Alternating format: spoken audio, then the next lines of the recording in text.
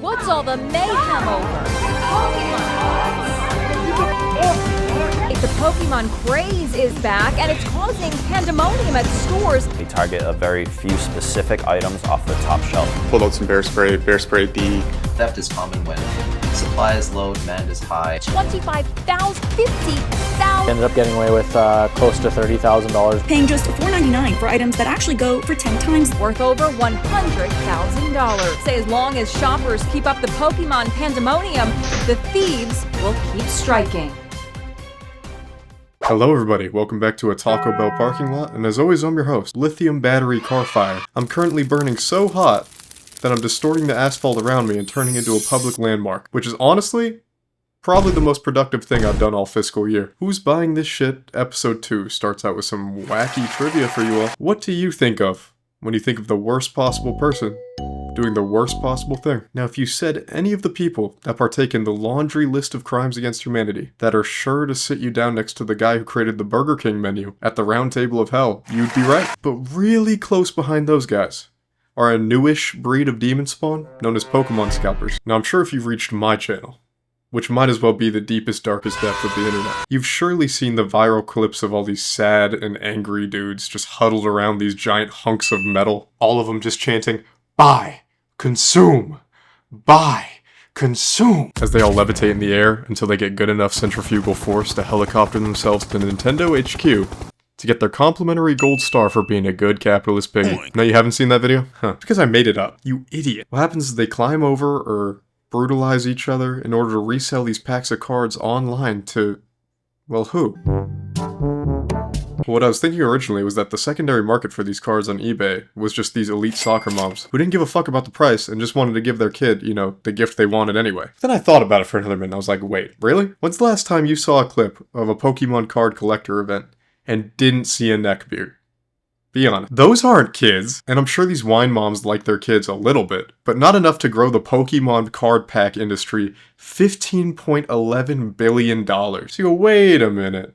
Say it with me, everyone. Who is buying this shit? Well, as it turns out, from what I can understand, is that the secondary market for these Pokemon cards is, drumroll please, a secondary layer of adults who either want to purchase these cards for A, nostalgia value, which is less common, or B, a store of value.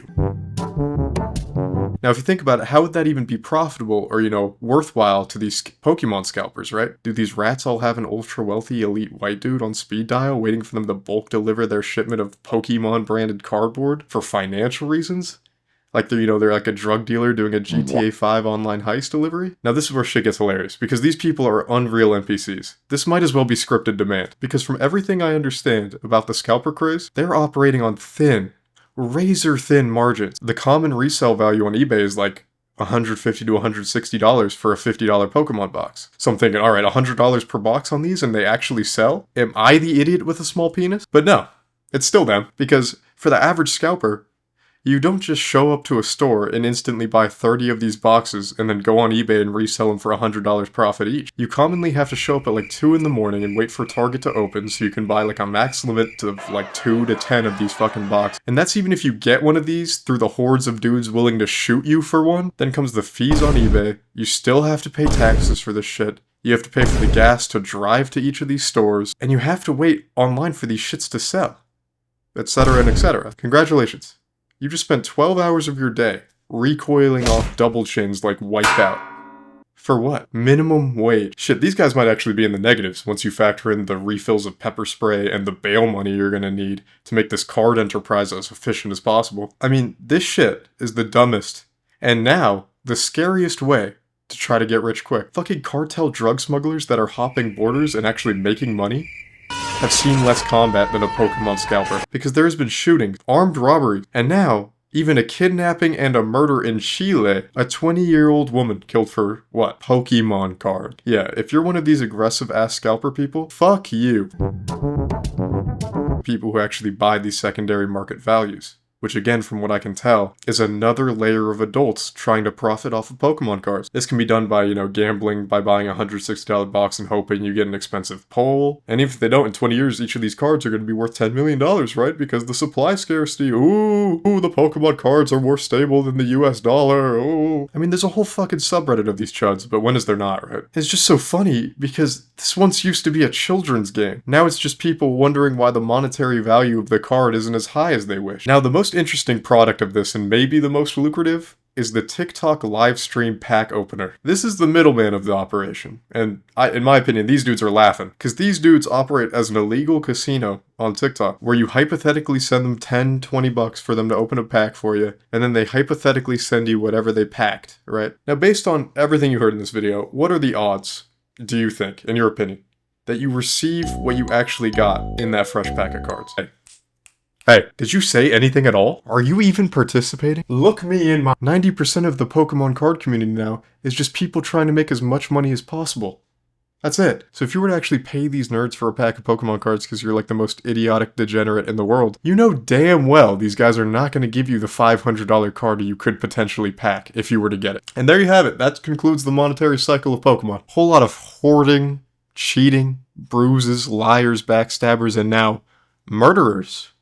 All for a chance to be financially stable through a card game. Ah, the American dream. So beautiful. So what is Nintendo doing about all this? How do they feel? People are starting to die over their children's card game. What is their response? Well, not much. Because why would they? You know, this is great for them. Everything they put out at market value gets bought instantly. This kind of reminds me of that thing with Twitch where they could solve their botting issue probably if they wanted to, right? But why would they? The bots on the platform make it look bigger and more worthwhile to investors, advertisers, hell, even streamers. All of this is great business, man. But Nintendo is pretty fucking wealthy, and the secondary market value of their cardboard does reflect pretty poorly on the primary market. So they are going to try to combat it a little. They're doing something called reprinting a lot more heavily nowadays, where it just means they're producing a shit ton more of the product at market value in hopes to drown out the secondary market. Hasn't exactly panned out yet, but we'll see if that leads to something productive in the future, you know. Well, that's pretty much all I had to say about that. Let me know if you already knew everything in this video, because it took me by surprise that the secondary market resellers were just selling to another layer of people trying to profit. I didn't see that coming. But let me know if this was common knowledge. Let me know if you liked the video. Let me know what you think about the Pokemon reseller craze. And yeah, thanks for watching.